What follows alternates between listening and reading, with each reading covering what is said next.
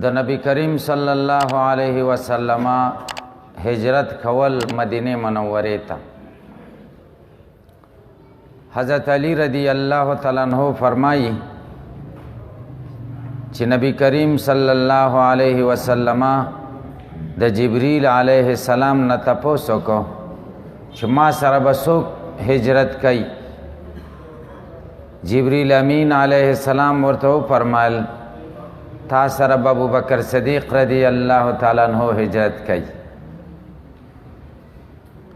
بخاری شریف کې د حضرت عائشہ رضی الله تعالی عنها نا روایت ده چې نبی کریم صلی الله علیه وسلم د غرمې په وخت کې د ابو بکر صدیق رضی الله تعالی عنہ کور ته تشریف راوړو او ابو بکر صدیق رضی الله تعالی عنہ ته فرمایل چې ما ته د هجرت کولو اجازت د الله د طرفه شوه.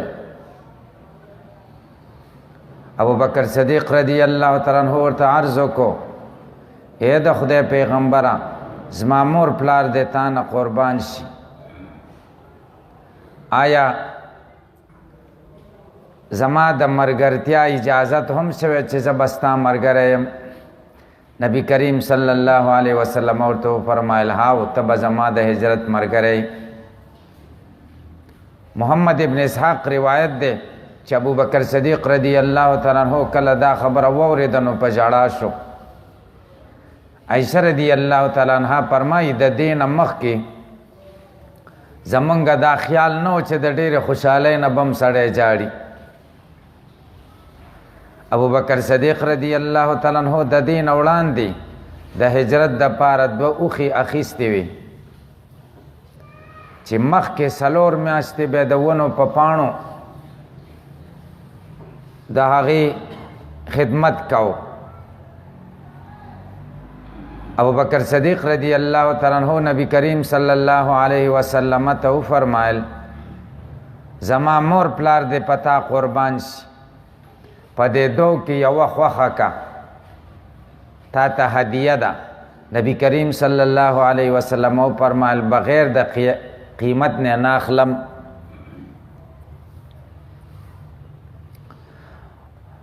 معجم طبرانی کې د حضرت اسماء بنت ابی بکر روایت ده چې ابو بکر صدیق رضی الله تعالی عنہ عرض وکړو چې بهتره خدا ده چې بغیر د قیمت نه واخلې او که په قیمت اخلې هم نو صحیح ده. مطلب دا چې زما ذاتی خواهش ستا د خواهش نه قربان دی. زما ذاتی خواهش خدا ده چې اسې واخلې، خو چې ستا خواهش دا ده چې په قیمت اخلې نو زه د خپل خواهش نه تیر یم. واقدي وایي چې د دې اوښې نوم قصوا وه.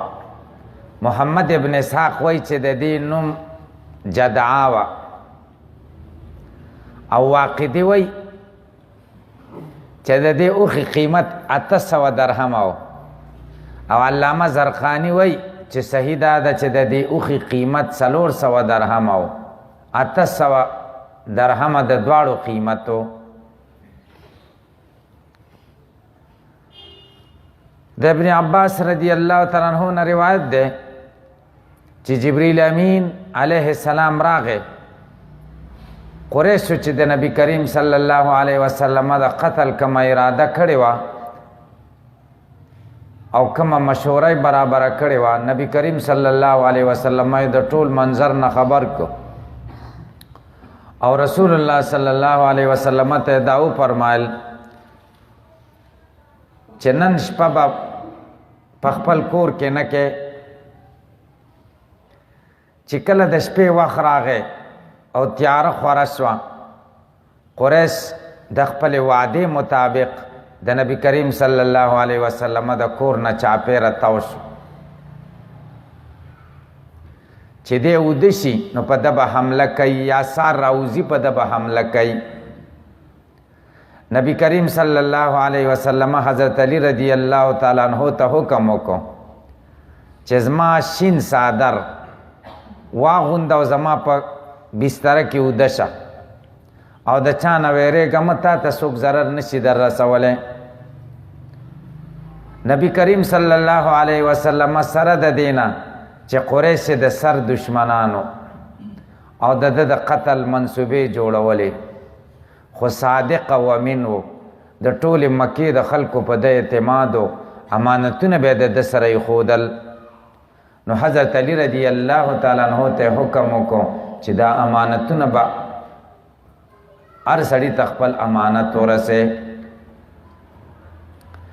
ابو جهل بهر ولاړ دی او خاندي او خلکو ته وایي استهزاء کوي چې محمد صلی الله علیه وسلم خدا خلکو ته وایي که زما تابعداریم وکړه نو د عرب او د عجم او بادشاهان به جوړ شي، کمړه شي جنت ته به لاړ شي، او وګوره موږ ته تاویو دی زموږ نه راوتی نه شي، او دی وایي د عرب او د عجم او بادشاهان به جوړ شي. استهزاء او مسخرې ورپورې کوي. نبی کریم صلی الله علیه وسلم د کور نه یو موټی خاوره راواخیسته او راووتو او وی فرمایل اوزم داسې ویم او تاسو ډیر کسان به په تاسو کې زما د صحابه کرامو په لاسونو قتل کېږئ انشاءالله، او د مرګ نه وروسته به بیا جهنم کې غورځو.